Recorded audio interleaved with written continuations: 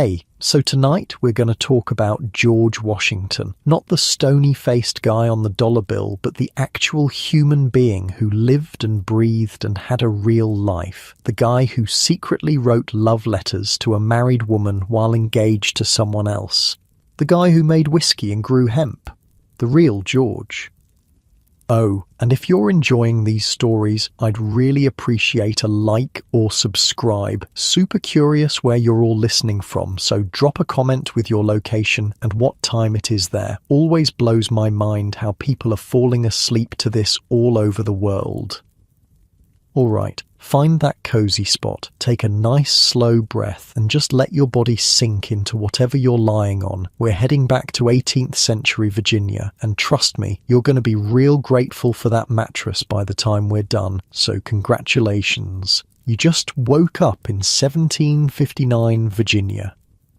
It's early morning and you're lying on a lumpy feather mattress. Unlike the stories you've heard, it's not rough wool against your skin, but linen. Soft, well-worn linen sheets that have been washed hundreds of times in lye soap. The mattress beneath you isn't exactly memory foam. It's stuffed with goose feathers that have all shifted to one side during the night. Your nose twitches at the competing smells. Wood smoke from the hearth that's been burning all night, the faint musty scent of the dried herbs hanging from the ceiling beams, and somewhere the smell of fresh bread baking, probably cornbread, maybe biscuits if you're lucky. Outside, you hear the low murmur of voices, workers heading to the fields, the distant neigh of horses, a rooster announcing his importance to everyone who'll listen, and something else, the sound of a man's boots on the wooden floor coming closer. His hair isn't white yet, it's reddish-brown, pulled back in a simple queue, and he's looking right at you.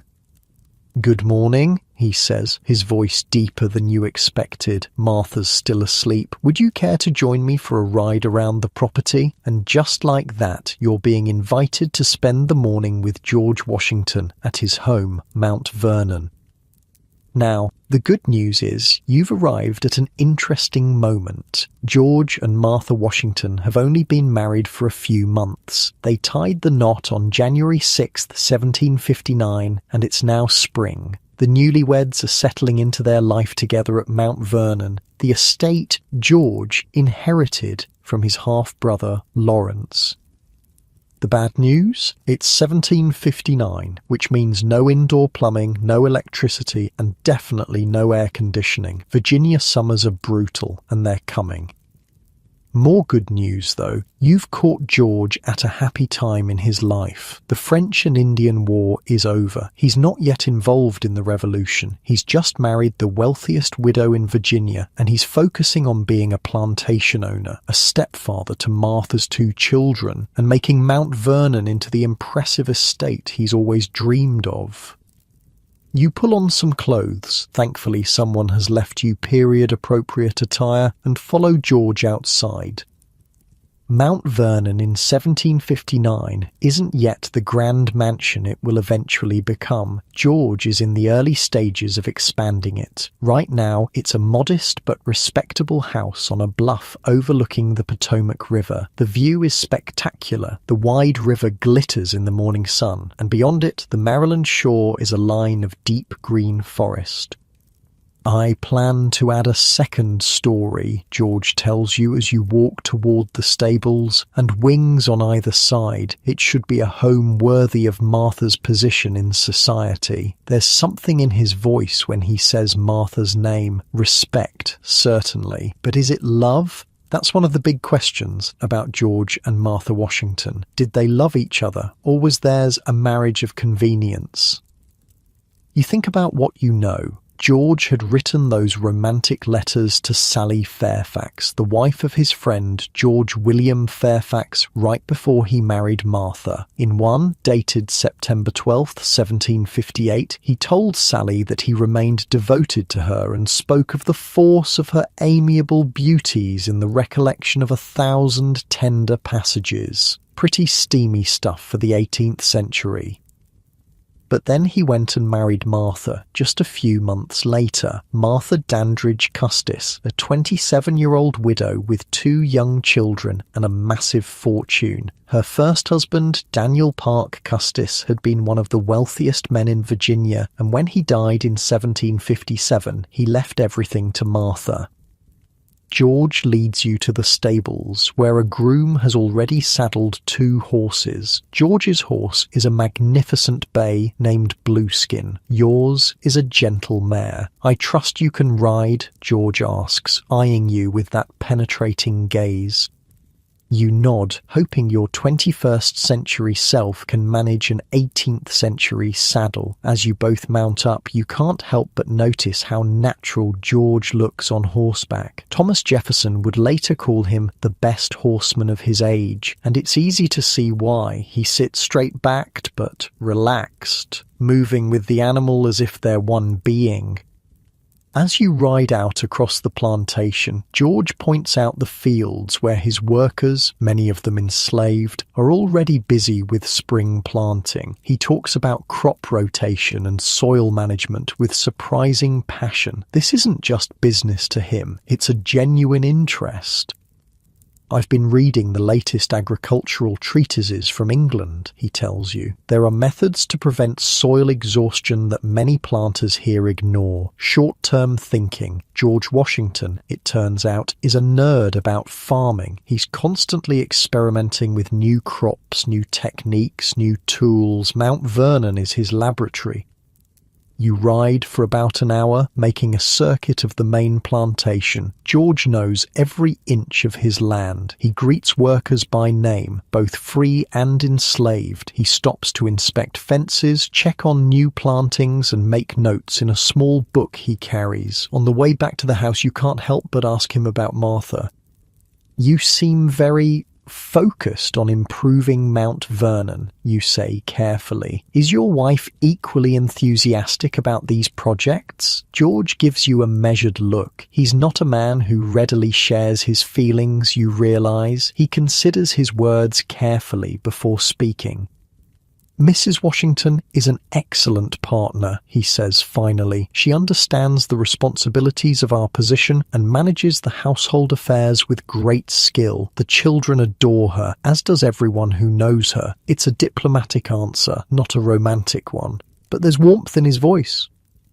Back at the house, you finally meet Martha Washington. She's not what you expected. Paintings and descriptions of her aren't particularly flattering, but in person she has a lively energy and bright, intelligent eyes. She's short, barely 5 feet tall compared to George's towering height, but she moves with purpose and authority. "There you are, George," she says as you both enter the dining room. "I was beginning to think you'd ridden all the way to Williamsburg." There's an easy familiarity between them. Not passionate romance, perhaps, but something that seems like genuine affection and respect. Breakfast is served by an enslaved man named Frank Lee, and it's substantial. Ham, eggs, cornbread, preserved fruits. Martha efficiently manages the serving while also making sure her 2 children, Jackie, 6, and Patsy, 4, mind their manners. The children are clearly used to having their stepfather at the table now, though they still call him Colonel Washington rather than anything more familiar. George is polite with them, but not especially warm. He seems a bit unsure of how to interact with children, especially such young ones. After breakfast, George excuses himself to meet with his farm manager, and Martha invites you to join her in the little parlour where she does her morning work. The room is cosy, with windows overlooking the garden. Martha sits at a small desk, sorting through correspondence and household accounts. A maid, also enslaved, sits nearby with sewing work. "George is always in motion," Martha says, with a fond smile. "From dawn until dusk he must see everything, know everything happening on the plantation. I've never known a man with such energy." You ask her how they met. "It was arranged through mutual acquaintances," she says, focusing on her paperwork. "After my period of mourning for Mr. Custis was complete, of course, Colonel Washington called upon me at my home. He was very impressive." A slight blush colours her cheeks. So tall, so distinguished in his uniform, and with such a reputation from the war. "Was it a difficult decision to marry again, you ask?" Martha puts down her pen and looks at you directly. "I had 2 small children to consider, and while Mr. Custis left me well provided for, a plantation requires a master's hand. The colonel is an excellent manager, and—" She hesitates. "He is a kind man beneath his reserve. I believe we suit each other well."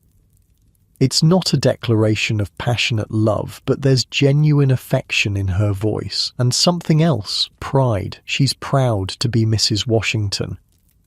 The morning passes pleasantly. You watch as Martha efficiently manages the household, giving instructions to the house slaves, checking on the kitchen preparations, reviewing the children's lessons with their tutor. She's like a CEO of a small company, handling dozens of details with calm competence.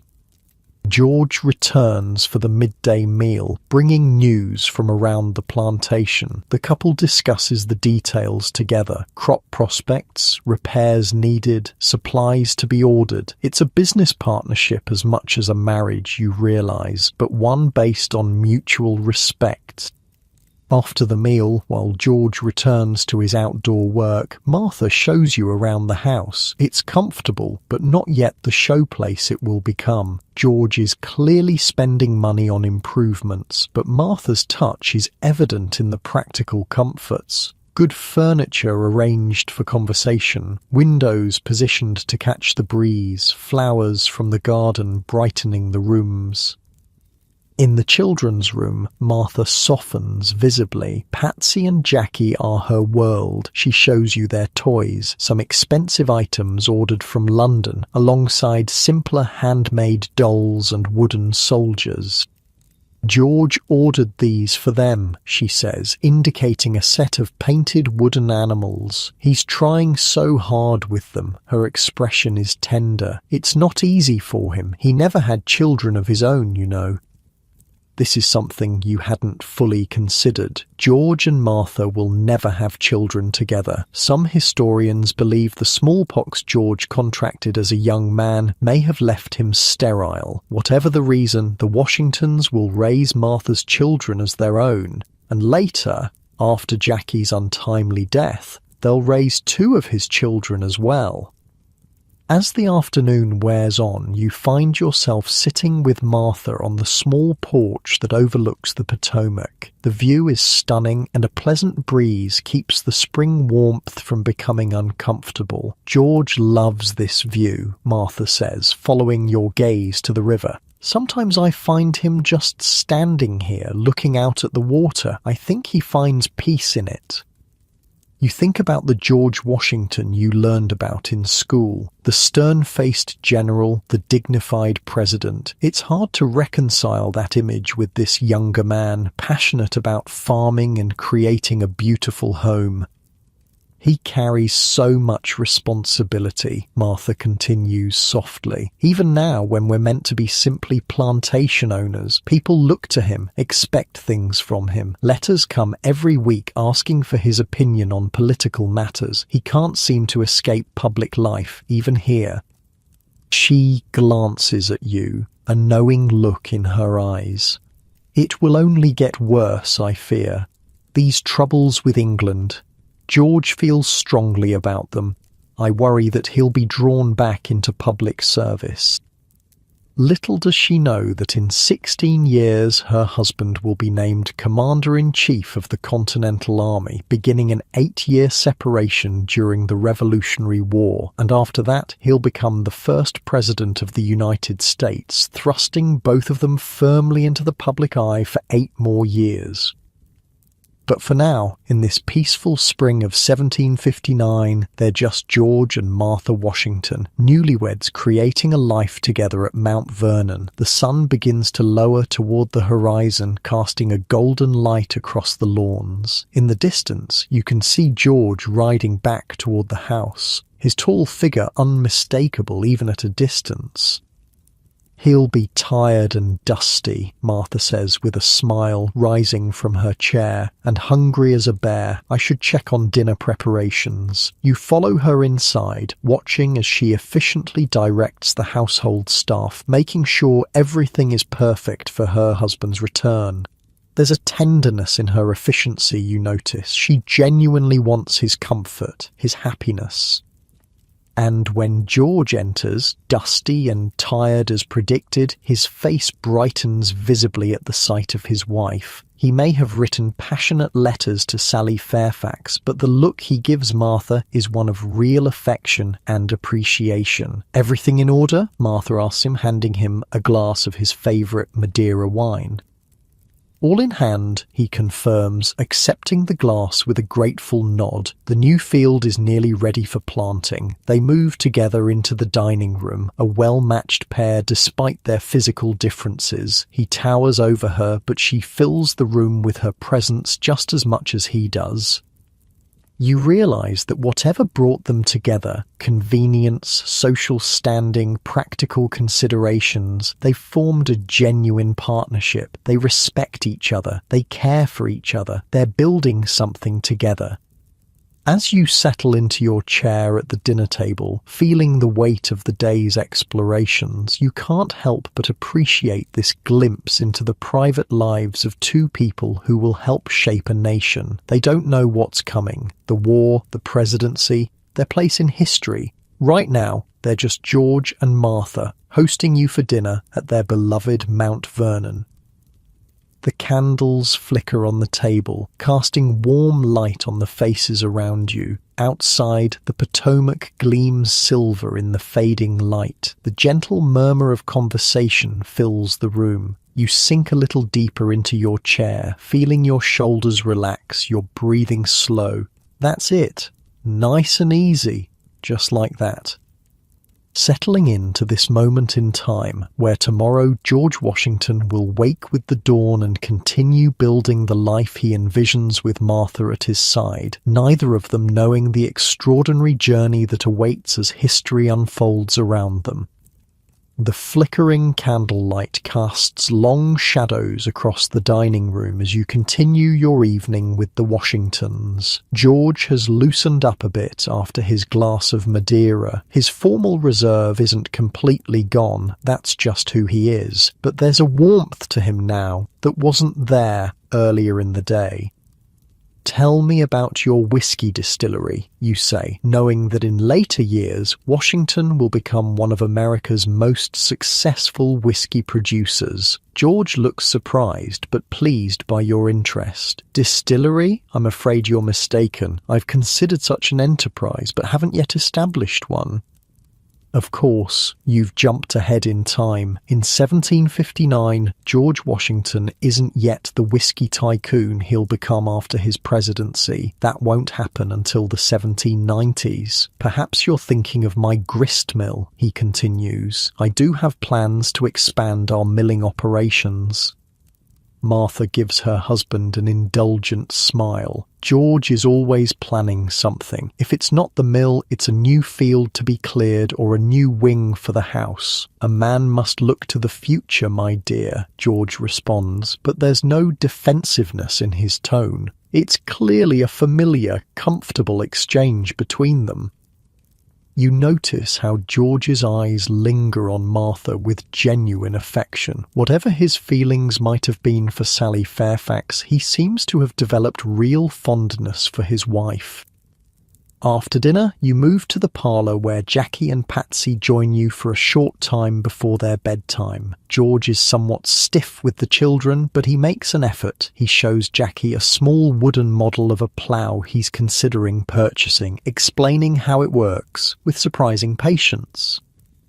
Martha watches them together, her expression soft. When it's time for the children to go to bed, she takes them upstairs herself rather than sending them with a servant. While she's gone, George relaxes into his chair with another glass of Madeira. The firelight softens the angles of his face, making him look younger than his 27 years. "I never expected to be a father," he admits, staring into his glass, certainly not to children already so formed in their ways. It's challenging. You're seeing a rare, vulnerable moment from a man history remembers as almost impossibly stoic. "But they're good children," he continues, "and their mother..." He pauses, choosing his words carefully. "Martha is everything a man could want in a wife. Sensible, capable, kind." It's not a passionate declaration of love, but for a man of his time and temperament, it's revealing. George Washington doesn't wear his heart on his sleeve, but there's genuine respect and affection in his voice when he speaks of Martha. Martha returns, and the conversation shifts to lighter topics. You learn that George loves fox hunting and keeps a pack of hounds specially bred for the purpose. Martha teases him about his enthusiasm for dancing, revealing that he'll often ride significant distances to attend a ball. "He may appear serious," she tells you with a conspiratorial smile, "but my husband cuts quite a figure on the dance floor. The ladies all remark upon it." George looks embarrassed but pleased by his wife's praise. "I merely enjoy the exercise," he demurs, but there's a twinkle in his eye. As the evening winds down, Martha invites you to join them for breakfast the following morning. "George rises with the sun," she warns, "but the rest of us keep more reasonable hours." You retire to your guest room where someone has thoughtfully warmed the sheets with a bed warmer. The feather mattress feels more comfortable now that you're truly tired. Through the window you can see the moon reflecting on the Potomac. The gentle sounds of the house settling and the distant call of night birds lull you into a peaceful sleep. Morning comes with the first light of dawn. As Martha predicted, George is already up and about when you make your way downstairs. He's just returning from his morning ride, his cheeks ruddy from the early spring air. "Ah, you're an early riser as well," he says approvingly. "Would you care to see something interesting before breakfast?" You follow him outside to a small field separated from the others. Here, tall green plants grow in neat rows. "Hemp," George explains, seeing your curious look. "Excellent for rope and cloth. Every plantation should grow it." This is the hemp that Washington mentioned in his farm journals. While it contains almost no THC, nothing like modern marijuana, it's fascinating to see this crop that will later be so controversial growing openly on America's first president's farm. "The soil here is perfect for it," George continues, oblivious to your amusement. "I've been experimenting with different fertilization methods." George Washington, founding father, general, president, and enthusiastic hemp farmer. Back at the house, Martha has breakfast waiting. It's another hearty meal, needed for the physical work of 18th century life. As you eat, George outlines his plans for the day with military precision. Every hour is accounted for, every task prioritized. George keeps to a strict schedule, Martha explains. It's a habit from his military days, and it's a habit he'll maintain throughout his life. Even as president, Washington will be known for his punctuality and disciplined daily routine. After breakfast, you join George as he makes his rounds of the plantation. Today, you're on foot rather than horseback, which allows for a closer look at the daily operations of Mount Vernon. The property in 1759 is substantial, but nothing like the 8,000-acre, 5-farm operation it will eventually become. Currently, George manages about 2,000 acres with a workforce of around 50 enslaved people. This is one of the more uncomfortable aspects of Washington's life for modern visitors to consider. The man who led the fight for American liberty was himself an enslaver. As you walk the property with him, you see his interactions with the enslaved workers. He knows each by name and speaks to them directly about their tasks, not through an overseer. His manner is firm but not cruel. "Good work on the North Field, Neptune," he tells an older man working on a fence repair. "The new technique is holding well." The man nods respectfully. "Yes, sir. Should last through winter storms now." It's clear that George expects hard work and compliance, but there's also a sense that he values skill and initiative. He stops to observe a young man working with a draft horse, offers a suggestion on the harness adjustment, and nods with approval when the adjustment improves the horse's movement. Later, you ask him about his views on slavery. George pauses, looking uncomfortable. "It's the way things are done here," he says finally. "I inherited some of my first slaves from my father when I was merely 11 years old. The system was already in place." It's not a moral defense, you notice, and historical records show that Washington's views on slavery will evolve over time. Unlike many of his contemporaries, he'll eventually free his slaves in his will, though only after Martha's death. "They're valuable assets," George continues, more businesslike now. "Mount Vernon couldn't function without them." This pragmatic view is consistent with Washington's approach to most things. He's not a philosopher like Jefferson or a firebrand like Adams. He's practical, focused on what works. You continue your tour, stopping at the stables, the blacksmith's shop, the smokehouse, and various outbuildings. Everywhere, work is proceeding efficiently under George's watchful eye. Near midday, you encounter Martha in the kitchen garden inspecting the early spring plantings with the cook, a middle-aged enslaved woman named Lucy. "The mint is coming in nicely," Martha observes, "and the peas should be ready within the week." Lucy nods. "Yes, ma'am. Thought to serve them with the ham when the Fairfaxes visit." At the mention of the Fairfaxes, you glance quickly at George. His expression doesn't change, but you notice a slight stiffening of his shoulders. Is he thinking of Sally Fairfax, the woman to whom he wrote those passionate letters just months before marrying Martha? If Martha notices her husband's reaction, she gives no sign. She continues discussing meal plans with Lucy, competent and assured in her role as mistress of the household. George excuses himself to meet with his farm manager, and Martha invites you to join her in collecting herbs from the garden.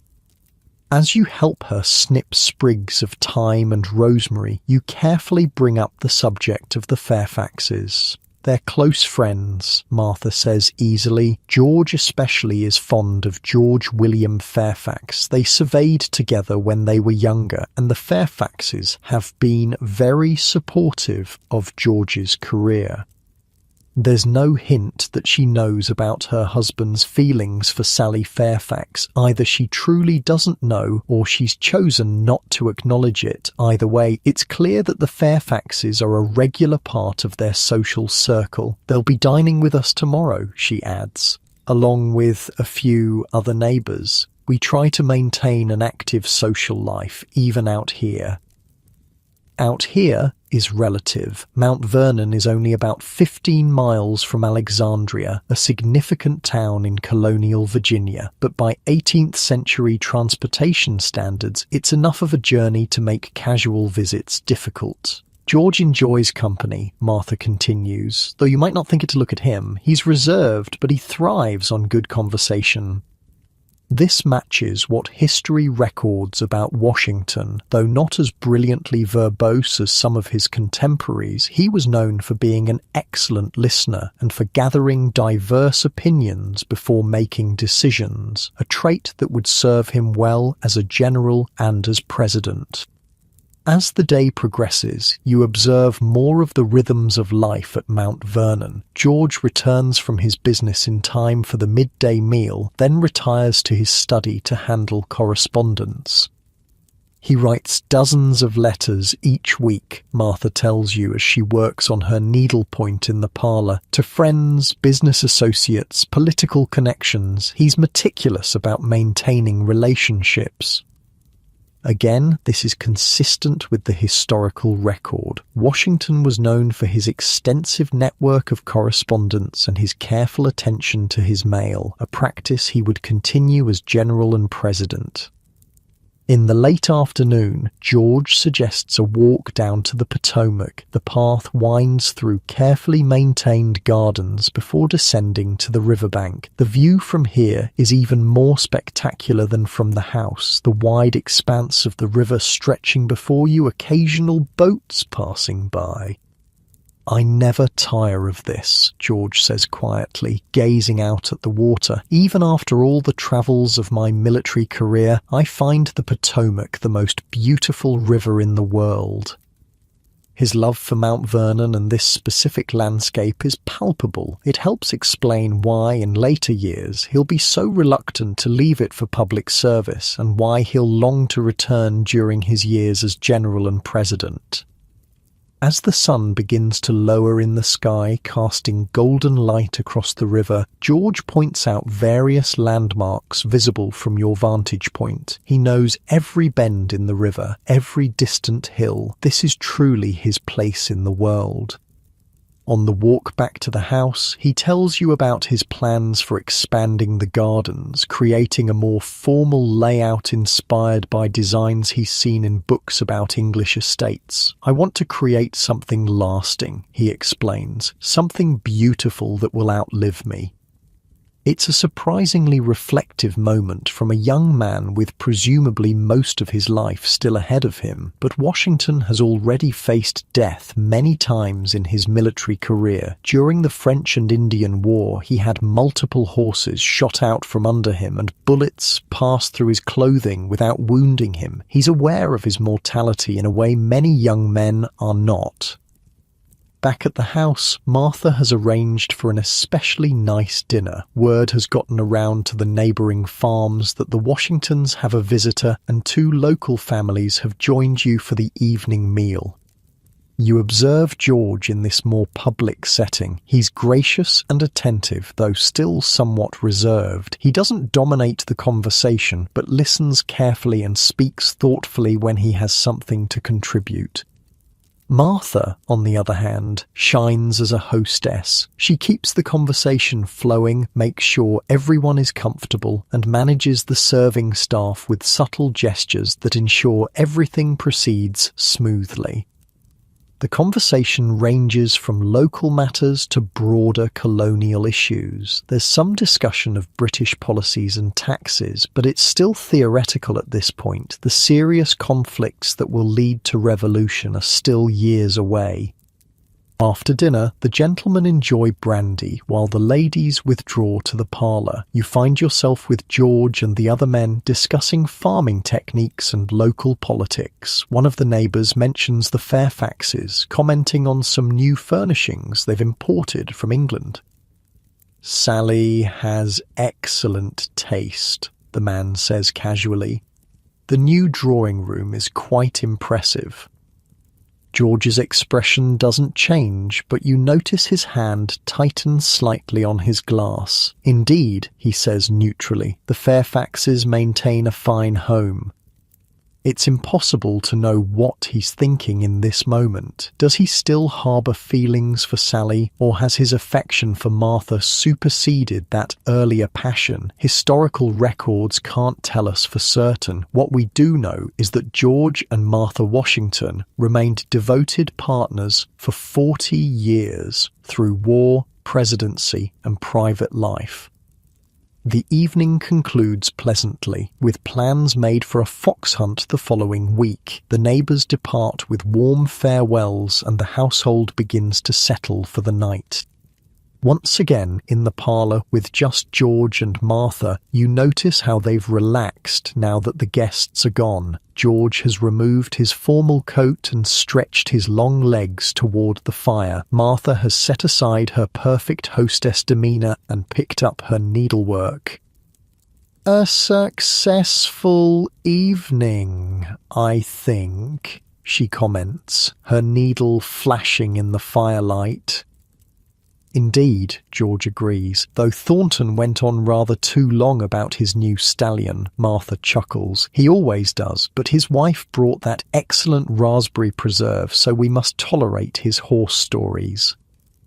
There's an easy companionship between them, the comfortable back and forth of a couple who understand each other well. Whatever George might have felt for Sally Fairfax, he and Martha have clearly developed a genuine partnership. As the clock strikes 10, Martha sets aside her needlework.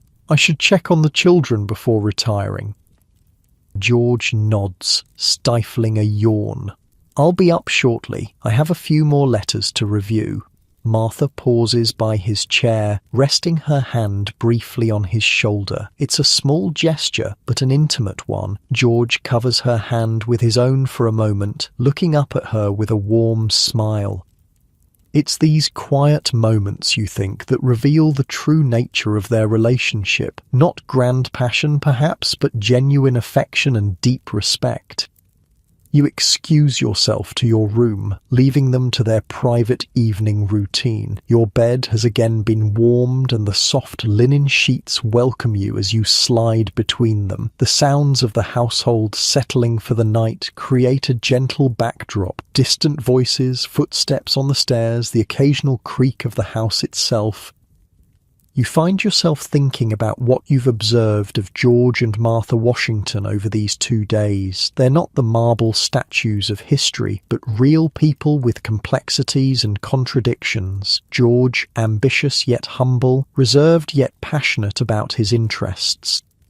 Martha, practical yet warm, deferential as was expected of women in her time, yet clearly a force to be reckoned with in her own domain. Together, they're building not just a home, but a partnership that will eventually help build a nation. Outside your window, the night is clear and filled with stars. No electric lights pollute the darkness of 18th century Virginia. The air is cool and sweet with the scent of spring blossoms. From somewhere in the distance comes the soft hooting of an owl. Your body sinks deeper into the feather mattress, your muscles relaxing after a day of walking the grounds with George. Your breathing slows naturally, matching the peaceful rhythm of the night. That's it, just like that, getting comfortable as you drift along on this journey through time, wondering what tomorrow will bring at Mount Vernon. Your eyelids feel heavy, but there's still more to discover about the private life of the man who will one day be called the father of his country. Morning light filters through the curtains of your guest room at Mount Vernon. Another day in 1759 with the Washingtons begins. As you dress and prepare for the day, you can already hear activity downstairs. The rhythmic sound of a broom on the wooden floors, the clatter of pots in the kitchen, muffled voices discussing the day's tasks. When you descend the stairs, you find George already at the breakfast table, studying a large map spread out beside his plate. He looks up as you enter, nodding in greeting. "I hope you slept well," he says, folding the map carefully. "I'm planning to show you something interesting this morning if you're amenable." Martha joins you moments later, fresh and composed despite the early hour. She pours coffee for all three of you from a silver pot, coffee being something of a luxury in colonial America, but one the Washingtons can well afford. "George tells me you're going to see the experimental fields today," she says, passing you a plate of warm biscuits. "Prepare yourself for an education. My husband is quite passionate about his agricultural experiments." George looks slightly embarrassed, but doesn't deny it. "Improving farming methods benefits everyone," he says. "It's not merely a hobby." After breakfast, George leads you out across the plantation to a section set apart from the main crop fields. Here, the same crop is planted in multiple small plots, each treated slightly differently. "Wheat," George explains, gesturing to the young green shoots. This plot received manure from cattle, that one from horses, the third from sheep. I'm determining which produces the highest yield. His expression is animated as he explains his methodology. This is clearly something he cares deeply about. It's a side of Washington most people don't learn about in history class. Not the general or the president, but the meticulous, innovative farmer. I keep detailed records of all my experiments, he continues, pulling a small notebook from his pocket. Weather conditions, soil preparation, yield results, everything that might impact success or failure. You recall that Washington will later be known for his detailed record keeping as president. That habit clearly began here at Mount Vernon with his farming experiments. Many planters exhaust their soil with tobacco year after year, George explains as you walk between the experimental plots. Then they simply clear more forest when yields decline. It's short-sighted. He stops at another experimental area where an unfamiliar green crop is growing. Clover, he says, seeing your questioning look, imported from England. It restores nutrients to the soil if rotated properly with other crops. This forward-thinking approach to agriculture was unusual in colonial Virginia, where most planters focused on maximizing short-term profits from tobacco. Washington's willingness to experiment and invest in long-term sustainability reflects his character, patient, strategic, and always thinking about legacy. As you continue your tour, George points out other innovations he's testing, new ploughing techniques, irrigation methods, even experimental tools he's designed himself. Most of these ideas come from books, he admits. I have agricultural treatises sent from England, France, even the Netherlands. There's so much to learn. This is another revealing aspect of Washington's character. Despite his limited formal education, he was a lifelong learner who read voraciously and wasn't afraid to test new ideas. At midday, you return to the house for the main meal of the day. Martha has been busy in your absence, supervising the household staff and handling correspondence. She's also prepared for the arrival of the Fairfaxes, who are expected for dinner. They should arrive by 4, she tells George, as you sit down to eat. I've had the blue guest room prepared for them. The mention of the Fairfaxes brings a certain tension to the air. You can't help but wonder how George feels about seeing Sally Fairfax again, the woman to whom he wrote those passionate letters just months before marrying Martha. After the meal, George retires to his study to handle business matters, and Martha invites you to join her in the garden. The spring afternoon is pleasant, the sun warm, but not yet with the oppressive heat that Virginia summers bring. George spends too much time in that study, Martha comments, as you walk among the flower beds. He works himself too hard. There's concern in her voice, but also pride. She clearly admires her husband's work ethic, even while worrying about his tendency to overextend himself. He's always been this way, you ask. Martha nods. From all accounts, his brother Lawrence spoke of it often, how even as a young man, George pushed himself relentlessly. It served him well in his military career, but sometimes I fear for his health. This concern will prove prescient. Throughout his life, Washington will suffer several serious illnesses, some likely exacerbated by overwork and stress. He listens to you, though, you observe. Martha smiles, a mixture of amusement and affection. Sometimes, when he chooses to. George has very decided opinions, but he's not unreasonable. He considers advice even if he doesn't always take it. As you continue your walk through the gardens, Martha points out plants she's particularly proud of. Herbs for the kitchen, flowers for the table, medicinal plants for the household remedies she prepares herself. A plantation must be as self-sufficient as possible, she explains. I learned that from my first marriage. Mr. Custis believed in importing everything from England, down to the simplest medicines. It was wasteful and impractical. You're beginning to understand that Martha brings more than just wealth to her marriage with George. She brings practical knowledge, experience in running a large plantation, and a sensible approach that complements his more experimental nature. Later in the afternoon, the Fairfaxes arrive in a handsome carriage. George Washington greets his neighbours with genuine warmth, particularly George William Fairfax, who has been his friend and mentor for many years. And then there's Sally Fairfax, beautiful, cultured, and very much the elegant lady of colonial high society. She embraces Martha with apparent affection, the two women exchanging pleasantries about family and mutual acquaintances. You watch carefully as George greets Sally. There's respect in his manner, certainly, and the polished courtesy he shows to all ladies of his acquaintance. But is there something more? A lingering glance, perhaps, or a slight softening of his normally reserved expression? It's impossible to say for certain. If George still harbours feelings for Sally Fairfax, he conceals them well behind his usual composed demeanour. What's clear is that both couples maintain a cordial, even friendly relationship, despite whatever private emotions might exist beneath the surface.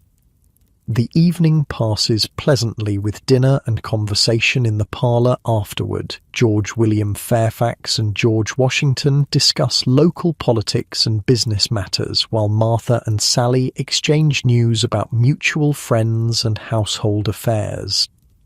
You notice that George is particularly animated when talking with his friend. The two men clearly share interests and perspectives, making their friendship natural and easy. If George feels any awkwardness about his former feelings for his friend's wife, it doesn't interfere with the genuine camaraderie between the men.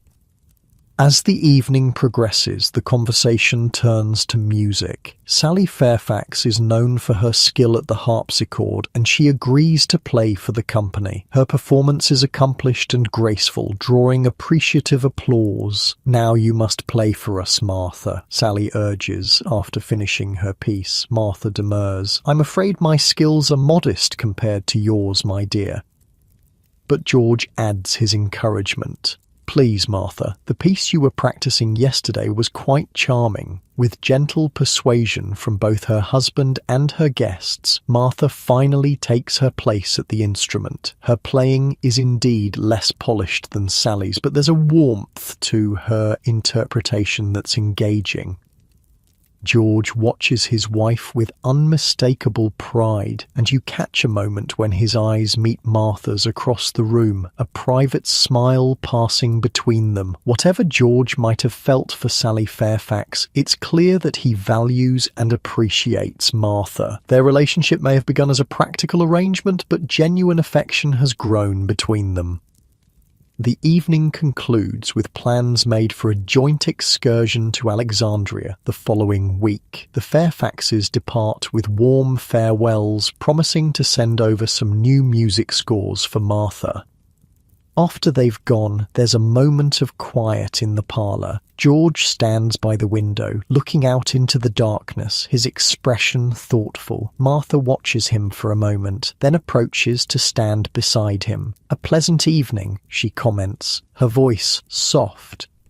George nods, turning to look at her. "Indeed. William has interesting ideas about the new road project."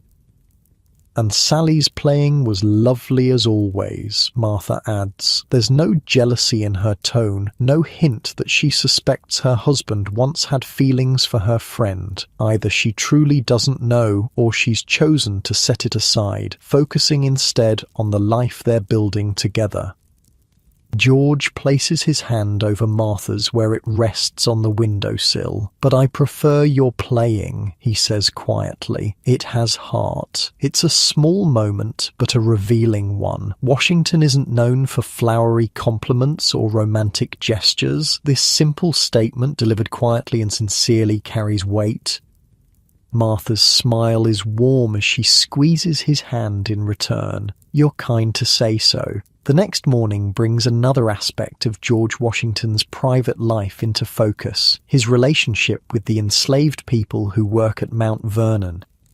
You accompany George on his morning rounds, visiting various work sites around the plantation. At each stop, he speaks directly with the enslaved workers, asking specific questions about their tasks and progress. His manner is neither cruel nor particularly compassionate by modern standards. He's businesslike, expecting efficient work and compliance with his instructions, but he also recognizes skills and intelligence, sometimes asking for opinions on how best to approach a particular problem. At the blacksmith shop, you watch as George discusses the repair of a broken plough with the smith, a powerfully built man named Neptune. Neptune suggests a modification to strengthen the weak point that caused the break. "Show me," George says, and listens attentively as Neptune explains his idea. "That seems sound," George agrees after considering the proposal. "Make the change and we'll test it in the North Field." Neptune nods, clearly pleased that his expertise has been recognized. Later, you ask George about his approach to managing the enslaved workforce. "They're valuable assets," he responds, echoing his comment from the previous day. "Skilled workers like Neptune are irreplaceable. It makes good business sense to listen to their expertise. It's a pragmatic view, not a moral one." At this point in his life, Washington doesn't question the institution of slavery itself, though historical records show his thinking will evolve over time. What's notable is his recognition of the humanity and intelligence of the people he enslaves, even if he doesn't yet recognize the fundamental injustice of their enslavement. It's a contradiction that Washington will wrestle with throughout his life. The day continues with a visit to the grist mill, where corn and wheat are ground into meal and flour. George explains his plans to modernize the operation, potentially adding a distillery in the future. Wheat can be processed into flour or whiskey, he explains. Both are valuable commodities for trade. He's always thinking ahead, looking for ways to diversify and improve Mount Vernon's operations. This forward-thinking approach will serve him well in later years, both as a general planning military campaigns and as a president establishing precedents for a new nation. In the afternoon, you witness another side of Washington's character when a message arrives from a neighboring plantation. A fire has broken out in their tobacco barn and they're asking for assistance. George immediately organizes a group of workers to go help, selecting men with experience fighting fires. He himself prepares to ride over and assist. "You'll stay and look after things here?" he asks Martha, who has already begun gathering medical supplies that might be needed for burns. "Of course," she responds without hesitation. "Take William with you. He's good with burns, and the new linen sheets can be torn for bandages if needed." The efficient way they respond to this emergency reveals much about both Washingtons. There's no panic, no wasted motion, just practical action and clear communication. It's easy to imagine George bringing this same calm efficiency to military crises during the Revolution, and Martha providing the same steady support in her visits to army camps. By evening, George returns, tired and smoke-stained but satisfied that the fire has been contained with minimal injury to workers and limited damage to buildings. Martha has kept dinner waiting, and she personally helps him wash away the worst of the soot before sitting down to eat. Her concern for his well-being is evident, though she doesn't fuss over him in a way that might embarrass him. "Or Anderson burned his hands rather badly," George reports as he eats. "But William treated him well. The main barn was saved, though they lost most of this year's tobacco crop." "A difficult loss," Martha acknowledges. "Will they need assistance with supplies?" George nods. "I've offered what we can spare." Johnson was grateful. This quiet generosity is characteristic of the Washingtons. Historical records show that throughout their lives they frequently assisted neighbors and community members in need with little fanfare or expectation of recognition. After dinner, George is clearly exhausted from the day's exertions. Martha gently suggests he retire early, and for once, he doesn't argue about leaving work unfinished. A wise suggestion, he agrees, stifling a yawn. The letters can wait until morning. You find yourself alone with Martha in the parlour, the house quiet except for the occasional crackle from the fireplace. He works too hard, Martha says softly, looking towards the stairs where George has disappeared. Always has, always will. It's his nature. You balance him well, you observe. Martha smiles. We suit each other, I think. He has grand visions. I manage the practical details. He drives forward. I remind him to rest occasionally. She picks up her needlework. It's a good partnership.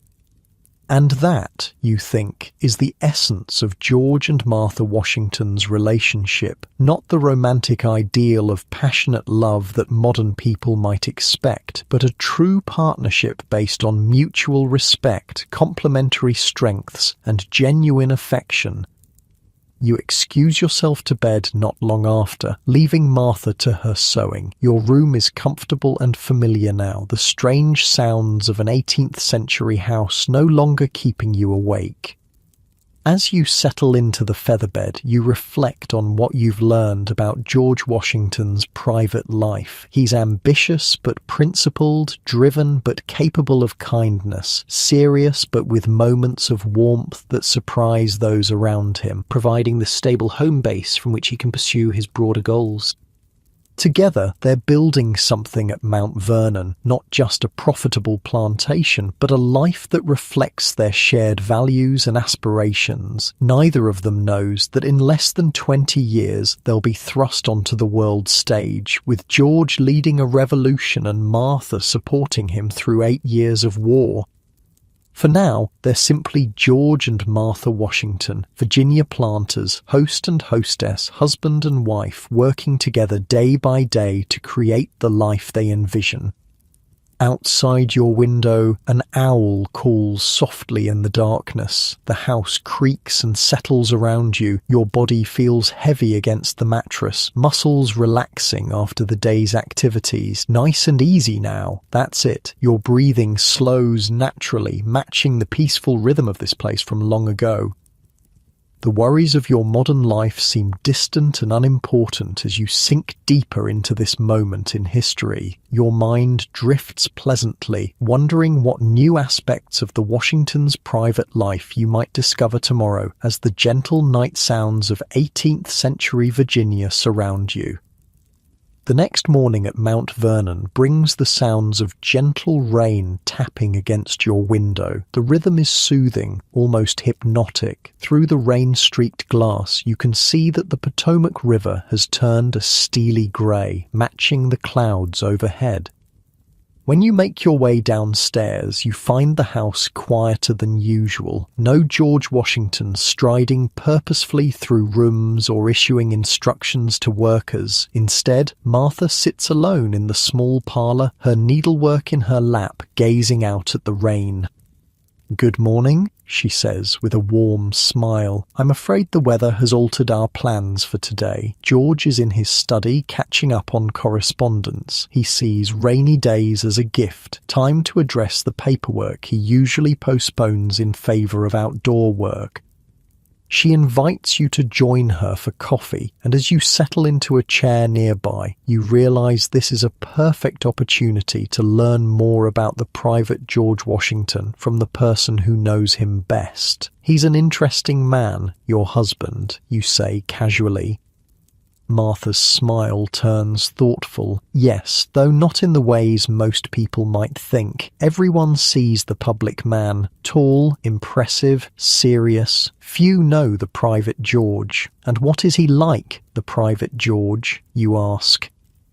Martha considers the question, her fingers automatically continuing their skilled work with needle and thread. He's more complex than people realize. He appears so controlled, so measured in public, and he is those things. He values self-discipline greatly, but there's passion beneath that control.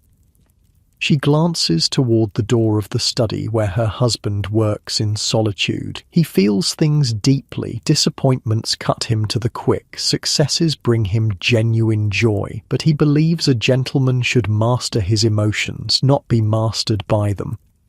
This aligns with what historians have recorded about Washington. Throughout his life, he worked to develop what he called his character, a public persona of dignity, restraint, and principled action. But private letters and accounts from those close to him reveal a man who experienced strong emotions, even if he rarely displayed them openly. He has a temper, Martha continues, her voice lower now, though he's learned to govern it well. Sometimes when he's truly provoked, you can see it in his eyes, a flash of something formidable, but he rarely loses control of it now.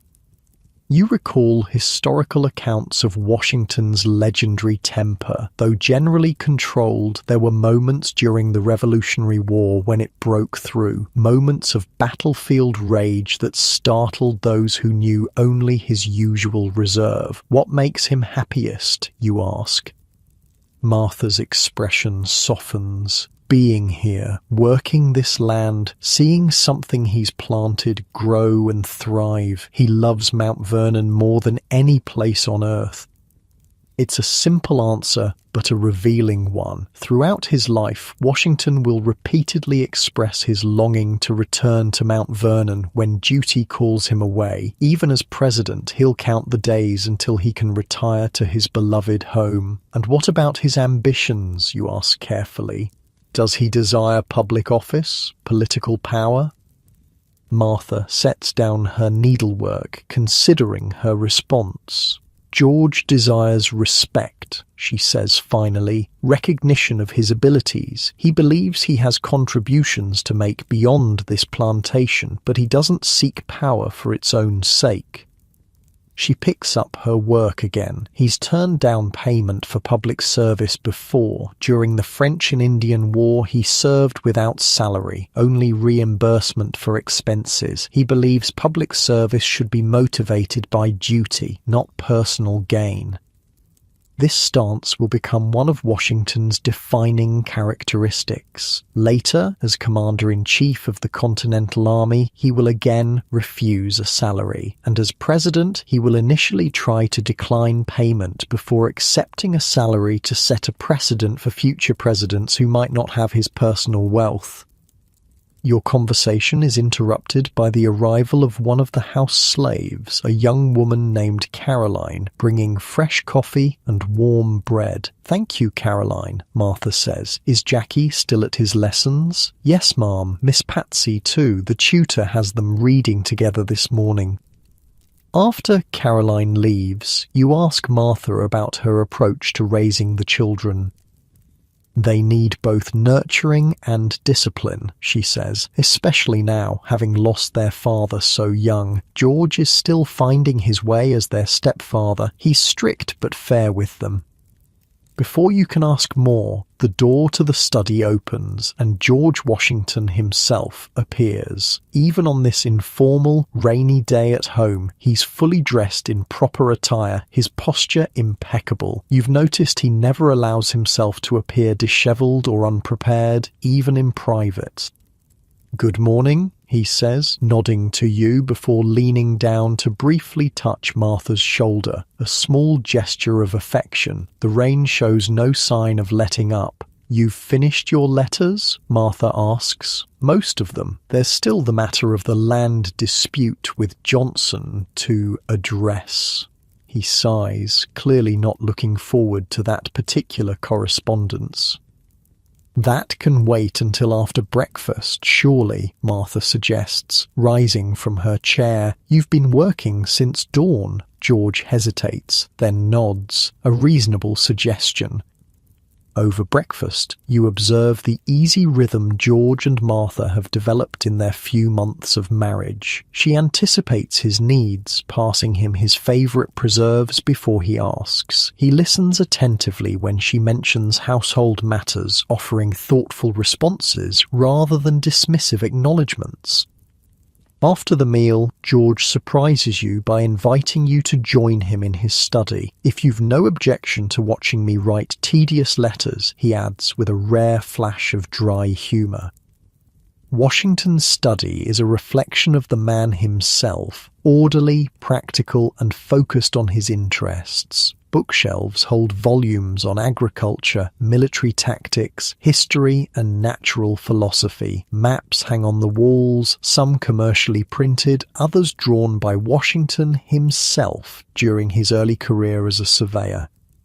His desk is immaculate, papers arranged in neat stacks, writing implements aligned with precision. This methodical organization will be characteristic of Washington throughout his life. His military headquarters during the Revolution will display the same ordered efficiency. George settles behind his desk and gestures for you to take a seat nearby. As he returns to his correspondence, you have an opportunity to observe him at work.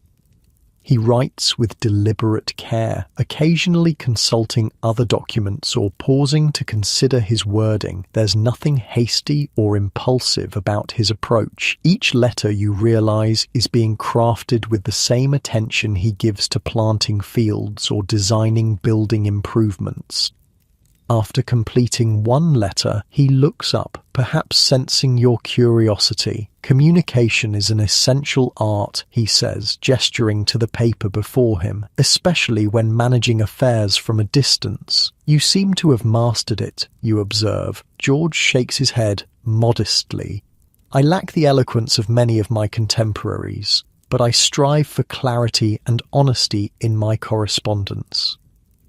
This assessment aligns with what history records. Washington was never known for the soaring rhetoric of a Jefferson or the sharp wit of a Franklin. His strength was in straightforward communication and, perhaps more importantly, in listening carefully to diverse perspectives before reaching decisions.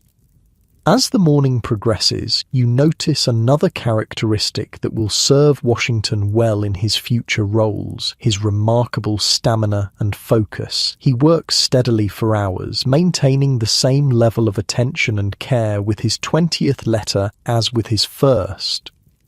Around midday, there's a knock at the study door.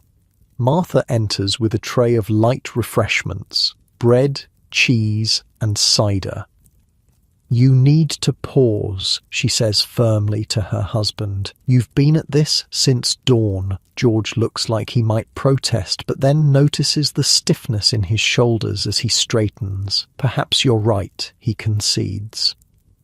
This small exchange reveals much about their relationship. Martha respects George's work enough not to interrupt it unnecessarily, but she's also comfortable asserting herself when his well-being is concerned. And George, despite his famous self-discipline and drive, is willing to yield to her judgment in these matters.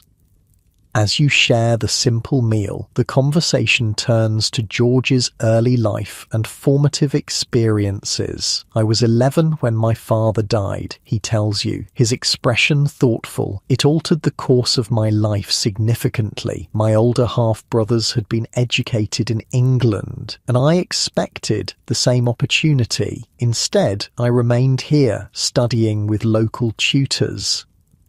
There's no self-pity in his tone, just a factual recounting, but you sense this early disappointment shaped him, perhaps contributing to his lifelong habit of self-improvement through reading and observation.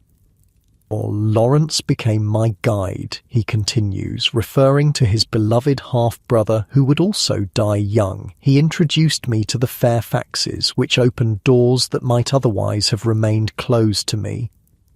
The connection to the wealthy and influential Fairfax family was indeed crucial to young Washington's advancement. Through them, he gained not only social connections but also his first opportunity as a surveyor, the starting point of his professional life. You've accomplished much despite the lack of formal education, you observe. George nods, acknowledging the comment without false modesty. I've always believed that a man's character and actions matter more than his credentials. Education is valuable, certainly, but it's not the only path to knowledge or capability. This practical, merit-based view will inform Washington's approach to leadership throughout his life. During the Revolution, he'll promote officers based on demonstrated ability rather than social standing, sometimes to the dismay of more traditionally minded contemporaries. As the rain continues to fall outside, your conversation with the Washingtons drifts to lighter topics. You learn that George has a surprising fondness for dancing, often riding significant distances to attend balls. Martha teases him gently about his enthusiasm for the latest dance steps, causing a faint blush to colour his normally composed features.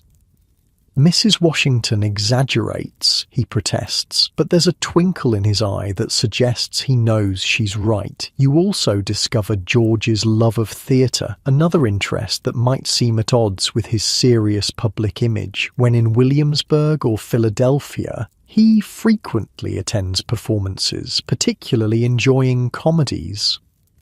Life contains enough tragedy without seeking it on stage, he comments. By mid-afternoon, the rain begins to ease, thin sunlight breaking through the clouds. George rises from his desk, clearly eager to escape the confines of the house and check on how the rainfall has affected his fields and ongoing projects. "Would you care to join me?" he asks. "The paths will be muddy, but the air is fresh after rain." You accept and soon find yourself walking beside Washington as he makes a circuit of the nearby fields and gardens. His keen eye misses nothing: a fence post tilting after the rain, a section of garden where water has pooled too deeply, a new shoot emerging from recently planted seeds. "The rain is a blessing overall," he comments, surveying the glistening landscape, though it will delay the ploughing of the north field. As you walk, several enslaved workers approach Washington with questions or reports. You notice again his direct manner with them. Not cruel, but not particularly warm either. He knows each by name and seems to have a clear understanding of their individual skills and responsibilities. At one point, an older man named Marcus approaches with a suggestion about drainage for a particular field that's prone to flooding. Washington listens attentively, asks several clarifying questions, then nods in agreement. "A sound approach," he tells Marcus. "See to it tomorrow if the ground is dry enough?"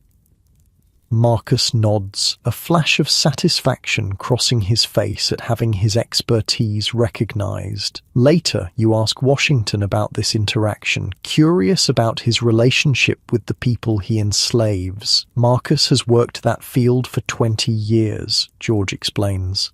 "He knows its peculiarities better than I ever could. It would be foolish to ignore his knowledge simply because of his status." It's a pragmatic view, not a moral one. At this point in his life, Washington accepts slavery as the established system, even while recognizing the humanity and value of enslaved individuals. His views will evolve over time, ultimately leading to his decision to free as slaves in his will, though only after both his and Martha's deaths. As evening approaches, you return to the house with George, both of you muddy from the wet paths. Martha meets you at the door, somehow having anticipated your return despite the unpredictable weather. "Clean boots by the fire," she directs, gesturing to where 2 pairs of dry footwear are already warming. It's a small detail, but it speaks to her thoughtfulness and efficiency as the mistress of Mount Vernon. After changing into dry clothes, you join the Washingtons for dinner. The children, Jackie and Patsy, join you as well, having completed their lessons for the day. You notice George making an effort to engage with them, asking about their studies and listening to their responses with genuine interest. It's clearly still an evolving relationship. There's a formality between stepfather and children that hasn't yet softened into easy familiarity, but there's goodwill on all sides, and Martha watches the interactions with obvious pleasure. After dinner, the family gathers in the parlour. To your surprise, George produces a book and offers to read aloud, a popular novel of the time. His reading voice is pleasant, deeper than his speaking voice, with clear enunciation and appropriate expression. The children listen attentively, and Martha works on her needlepoint, a contented smile on her face. This peaceful domestic scene stands in stark contrast to the public image of Washington as the stern general or dignified president. Here, in the privacy of his home, he's simply a man enjoying an evening with his family. Later, when the children have been sent to bed, George, Martha and you linger in the parlour, conversing by firelight. The rain has returned, drumming softly on the roof and windows, creating a cosy atmosphere inside. Will you stay at Mount Vernon always, you ask, knowing the history that will eventually take them away from this place they clearly love? George and Martha exchange a glance, some unspoken communication passing between them. "This is our home," George says finally, "where we hope to live out our days in peace." Though George's talents may call him to public service again, Martha adds, her tone suggesting this is a topic they've discussed before, if duty requires it. "Let us hope it doesn't come to that," George responds, reaching over to briefly cover her hand with his own. Neither of them can know what the future holds, that in 16 years George will be called to lead an army against the British, beginning an 8-year separation during the Revolutionary War, or that after that he'll be unanimously elected as the first President of the United States, taking Martha away from her beloved Mount Vernon again for 8 more years. For now, they're simply a couple building a life together, hoping for a peaceful future on the plantation they both love. As the evening grows late, you find yourself fighting off yawns, the day's activities and the hypnotic sound of the rain having a soporific effect. Martha notices immediately. "You must be tired. We rise early at Mount Vernon." "Indeed we do," George agrees, standing to signal the end of the evening. "Rest well. Perhaps tomorrow the weather will allow us to show you more of the estate." You bid the Washingtons good night and make your way to your room, where someone has already turned down the bed and placed a warming pan between the sheets to chase away the dampness of the rainy day. As you settle into the comfortable bed, you reflect on what you've learned about George Washington's private life. He's a complex man, driven yet measured, ambitious yet content at Mount Vernon, reserved yet capable of warmth with those closest to him. And Martha complements him perfectly, practical where he's visionary, social where he's reserved, grounding his ambition while supporting his potential. Together, they create something greater than either could alone. It's a true partnership and one that will help shape a nation, though neither of them knows that yet. Outside your window, the rain continues its gentle rhythm, a natural lullaby. Your body feels heavy against the mattress, muscles relaxing as you sink deeper into the featherbed. Your breathing slows naturally, matching the peaceful cadence of the rain. Nice and easy, just like that. Your eyelids grow heavier, but your mind still drifts with curiosity about what more you might learn of the private George Washington tomorrow. Morning light streams through your window at Mount Vernon, the rain clouds of yesterday having given way to clear blue skies. The air smells fresh and clean, that special scent that comes after a good rain, earthy and green with hints of flowering plants coming back to life. You dress quickly, eager for your final day exploring George Washington's private life. When you make your way downstairs, you find the house already humming with activity. Martha is directing the household staff, planning menus and organizing the day's tasks with quiet efficiency. George is in the stables, she tells you with a knowing smile. He's been eager to show you his horses since you arrived. You find Washington in the stable yard, deep in conversation with the stable master. He brightens when he sees you, gesturing toward a magnificent white horse in the nearest stall. "This is Nelson," he says with unmistakable pride. "Finest war horse I've ever known." The horse is indeed impressive. Tall and powerful, with an intelligent eye and proud bearing that seems to match his master's. Nelson approaches the stall door and Washington strokes his nose with genuine affection. "He carried me through the worst of the fighting at Yorktown," George continues. Then, catching himself, he laughs. "But that's getting ahead of ourselves, isn't it? Yorktown is still years in the future." This slip reveals something interesting about Washington. He's been speaking to you as if you're a visitor to Mount Vernon in 1759, but occasionally his guard drops and he seems aware of your true nature as a traveller from the future, exploring his private life with the benefit of historical hindsight. "I've always had a special connection with horses," George tells you, leading Nelson out of his stall and into the yard. "Some men never develop the proper feel for it. They see horses as tools, nothing more. But these animals," he pats Nelson's neck, "they have spirit, intelligence. They're partners, not possessions." This genuine affection for animals is another aspect of Washington's character that doesn't make it into most history books. Throughout his life, he'll be known for his excellent horsemanship and his attachment to his mounts. During the Revolution, he'll go to great lengths to ensure his horses receive proper care, even during the most difficult campaigns. "Would you care to ride out with me this morning?" George asks. "There's something I'd like to show you before you leave us."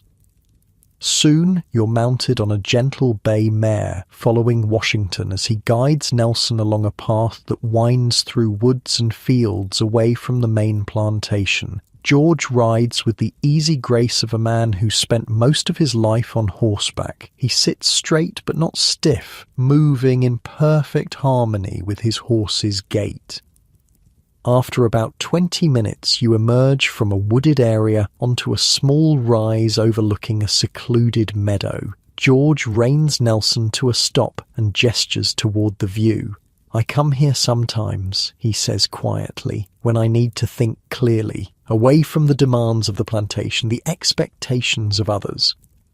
The spot is indeed beautiful, peaceful and private, with the distant Potomac visible through a break in the trees. You can easily imagine Washington retreating here to contemplate difficult decisions or simply to find a moment's peace in his busy life. "A man in public life needs such places," George continues, his expression thoughtful, "somewhere to remember who he truly is beneath the role he plays for others." This is a remarkably self-aware statement, revealing Washington's understanding of the distinction between his public persona and his private self. Throughout his life, he'll maintain this distinction, carefully crafting his public image while guarding his innermost thoughts and feelings. "Do you think much about your future beyond Mount Vernon?" you ask carefully. George considers the question, his gaze still on the distant river. "I think about my responsibilities," he says finally, "to this land, to my family, to Virginia. Beyond that," he shrugs slightly, "Providence will chart the course." His answer reveals both ambition and humility. He clearly sees himself as someone with duties beyond his private concerns, but he's not actively plotting a path to greater power or prominence. This balance of personal ambition and public service will define Washington's approach throughout his life. After a few minutes of peaceful contemplation, George turns Nelson back toward Mount Vernon. "I've promised to inspect the new fencing today," he explains, "and Martha will have breakfast waiting." The ride back is pleasant, with George pointing out various features of his land, a particularly productive field, a stand of timber he's preserving for future use, a stream he's planning to dam to create a decorative pond. His deep connection to this place is evident in every observation. Mount Vernon isn't just a profitable investment for Washington, it's his passion, his creative outlet, his refuge.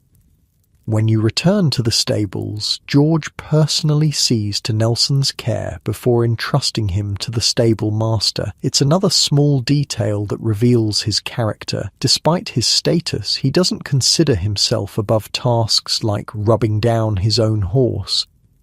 Back at the house, breakfast is indeed waiting, along with Martha and the children. The meal is convivial, with Jackie excitedly telling George about a fox he spotted near the garden that morning. "Perhaps we should organize a hunt before the weather turns too warm," George suggests, causing the boy's face to light up with excitement. You notice the gradual warming of George's relationship with his stepchildren. He's still not demonstrative in the way a modern parent might be, but there's genuine interest and growing affection in his interactions with them.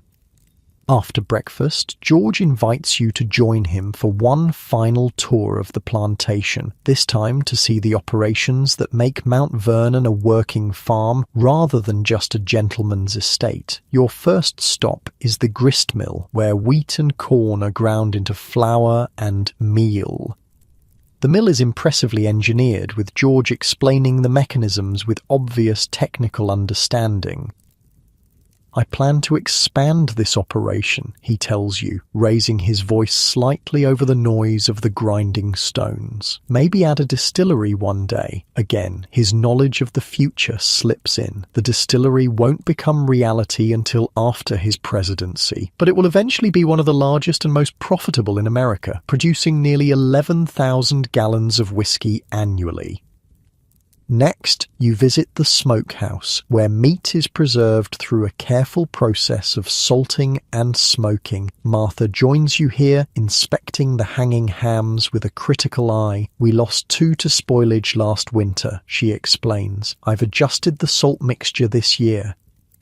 The tour continues through various outbuildings and work areas, the blacksmith's forge, the carpenter's shop, the spinning house where cloth is produced. At each stop, George introduces you to the enslaved workers who keep these operations running, always acknowledging their specific skills and contributions. "William here is the finest blacksmith in Virginia," he says of a muscular man working at the forge. "He can fashion any tool I design, no matter how unusual." William nods at the compliment, his expression carefully neutral. The power dynamic is inescapable. No matter how much Washington values William's skills, the man is still property under Virginia law, not free to use his talents as he chooses. This contradiction is perhaps the most difficult aspect of Washington's private life to reconcile with his public legacy. The man who led the fight for American liberty was himself a slave owner for most of his life, only arranging for manumission after his death. Yet even in 1759, there are hints of the evolution in Washington's thinking that will eventually lead to that decision. He treats the enslaved people at Mount Vernon with a degree of respect unusual for the time, recognizing their humanity and skills even while maintaining the fundamental injustice of their enslavement. By midday, your tour of Mount Vernon's operations is complete, and you return to the house for the main meal of the day. As you eat, Martha mentions plans for expanding the garden, and George immediately pulls out a small notebook to sketch a design. "Perhaps a circular pattern here," he suggests, drawing quickly but precisely, with the herbs arranged by type rather than alphabetically. It's a small moment, but it reveals the way the Washingtons work together, his vision combining with her practical knowledge, each respecting the other's domain while offering suggestions. After the meal, George excuses himself to handle some business correspondence, and Martha invites you to join her on the small porch overlooking the Potomac. "I've enjoyed having you with us," she says as you both settle into comfortable chairs. George doesn't often speak so openly with visitors. You thank her for her hospitality, wondering how to ask the questions that still linger in your mind about their relationship. Martha seems to sense your curiosity. "You wonder about us, don't you? How we came to be, what holds us together?" When you nod, she continues, her gaze on the distant river. "It wasn't a love match, not at first. We were both practical people, making a practical arrangement. I needed a partner to help manage my estates and raise my children. He needed a wife suitable to his ambitions." She smiles softly, but affection grew. Respect became admiration. Companionship deepened into something more.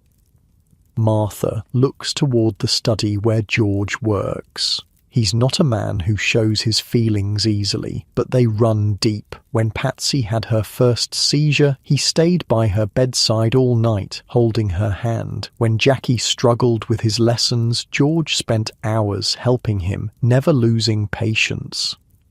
These glimpses into their family life reveal a side of Washington rarely seen in historical accounts. The loving stepfather, the devoted husband, the private man behind the public figure. And you ask, are you happy with the life you've built together? Martha considers the question, her expression thoughtful. Happy? Yes, though it's not the giddy happiness of romance novels. It's deeper than that. Contentment, security, purpose, and yes, love, the kind that grows through shared experiences and mutual respect. She leans forward slightly, her voice lowering confidentially. "Let me tell you something about George that few people know." He laughs, not often, not loudly, but when something truly amuses him, his whole face transforms. It's like watching the sun break through clouds. This image of Washington laughing openly is indeed at odds with the stern-faced figure in portraits and on the dollar bill, but historical accounts from those closest to him confirm Martha's description. In private, with those he trusted, Washington could be warm and even humorous. Your conversation with Martha is interrupted by George himself, returning from his study with a satisfied expression. "The business with Johnson is settled," he announces. "A fair compromise, I believe." "Excellent," Martha responds. "Now perhaps you can join us in enjoying this beautiful afternoon instead of hiding away with your letters."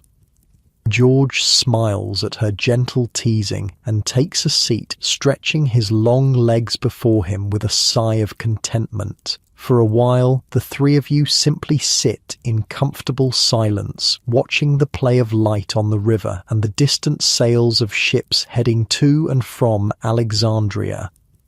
It's a peaceful moment that captures the essence of the Washingtons' private life at Mount Vernon, this idyllic interlude before history calls them to larger stages and greater responsibilities. As the afternoon wanes, George suggests a final walk through the gardens, now refreshed by yesterday's rain. The paths are still slightly muddy, but the flowers are vibrant, their scents filling the warm air. "We've been discussing my plans to expand this section," George tells you, indicating an area near the house. "Martha favours more herbs and vegetables, practical as always. I'm arguing for ornamental plants as well. A balance of beauty and utility seems wise, you suggest." George laughs, that rare, transformative laugh Martha described. "A diplomatic answer. Perhaps you should consider a career in politics." The irony, of course, is that it's Washington himself who will need those diplomatic skills in his future roles. As both general and president, he'll frequently find himself mediating between competing factions and strong personalities. As your walk concludes, you find yourselves back at the house just as the sun begins its descent toward the horizon. The golden evening light bathes Mount Vernon in a warm glow, highlighting the beauty of this place that means so much to both Washingtons. Our last evening together, Martha observes, I've asked the cook to prepare something special. Dinner that night is indeed a feast, featuring dishes that showcase both Martha's household management and the abundance of Mount Vernon's farms and gardens. The conversation flows easily, touching on topics from local gossip to philosophical questions about governance and liberty. You notice how George and Martha complement each other in these discussions. He tends toward broader principles and theoretical concerns. She brings the conversation back to practical impacts and human considerations. Together, they create a balanced perspective that neither would achieve alone. After dinner, the family gathers in the parlour, as has become your evening routine. Jackie proudly shows you a map he's drawn under George's tutelage, not perfectly accurate, but showing impressive skill for a 6-year-old. He has a natural talent for spatial relations, George comments, his tone matter-of-fact, but with unmistakable pride. Patsy, not to be outdone, performs a simple tune on the harpsichord that she's been practicing with Martha's help. The adults applaud appreciatively, and the little girl beams at their approval. These domestic scenes reveal yet another facet of Washington's private life. His growing comfort in the role of stepfather and his genuine interest in the children's development. As the evening progresses, George brings out a bottle of fine Madeira wine to share with you, a special gesture as imported wines were expensive luxuries in colonial America. To new friendships, he toasts, raising his glass, and to the memories we create at Mount Vernon. Martha adds her own toast. To peaceful days and quiet evenings. May we enjoy many more of them. There's a poignancy to her words, though she doesn't know it yet. In the years to come, the Revolutionary War will separate them for long periods, and Washington's presidency will take them away from their beloved Mount Vernon for 8 crucial years. But for now, in this peaceful evening in 1759, they're simply George and Martha Washington, host and hostess, enjoying a quiet night at home with family and a guest. As the evening grows late, the children are sent to bed with affectionate goodnights from both parents. The 3 adults linger in the parlour, the conversation turning reflective as often happens in the late hours. What do you hope for, looking ahead, you ask them both. George and Martha exchange a glance, one of those moments of wordless communication that long-married couples develop. I hope to see Mount Vernon flourish, George says finally, to leave it better than I found it, to create something that will outlast me. I hope for health and happiness for the children, Martha adds, to see them grow into good people, well prepared for their places in the world. These simple aspirations reveal much about both Washington's values. Neither mentions wealth or power or fame. Their focus is on stewardship of land, of family, of responsibility. Of course, history has much more in store for them than these modest hopes. In less than 20 years, George Washington will lead a revolution, create a new nation, and establish precedents that will shape American democracy for centuries to come. And Martha will be beside him through it all, supporting his public role while maintaining their private connection. But tonight, they're simply a couple sharing a quiet evening at home, unaware of the extraordinary journey that awaits them. As the clock strikes 10, Martha rises, signalling the end of the evening. You have an early start tomorrow, she reminds you. The carriage is arranged for first light. You bid the Washingtons good night, thanking them for their hospitality and the rare glimpse into their private lives. George's handshake is firm, his gaze direct. Martha's embrace is warm and genuine. "Safe travels," George says, "and know that you are always welcome at Mount Vernon." In your room for the final night, you find everything prepared for your departure. Clothes laid out, bags ready to pack in the morning. The attention to detail that characterizes both Washingtons extends even to these practical matters. As you prepare for sleep, you reflect on what you've learned about George Washington's private life. He's a man of contradictions, ambitious yet content at Mount Vernon, reserved yet capable of deep feeling, practical yet visionary. And Martha is his perfect complement, grounding his lofty ideals with practical wisdom, warming his reserved nature with her sociability, sharing his values while balancing his perspectives. Together, they create something greater than either could alone, a partnership that will help shape a nation, though neither of them knows that yet. You settle into the featherbed for the last time, feeling the familiar softness envelop you. Through the window, stars sparkle in the clear night sky, so much brighter than in your light-polluted modern world. Somewhere in the distance, an owl calls softly. The quiet sounds of an 18th century night surround you, the occasional creak of the house settling, the distant neigh of a horse in the stables, the soft whisper of wind through trees outside your window.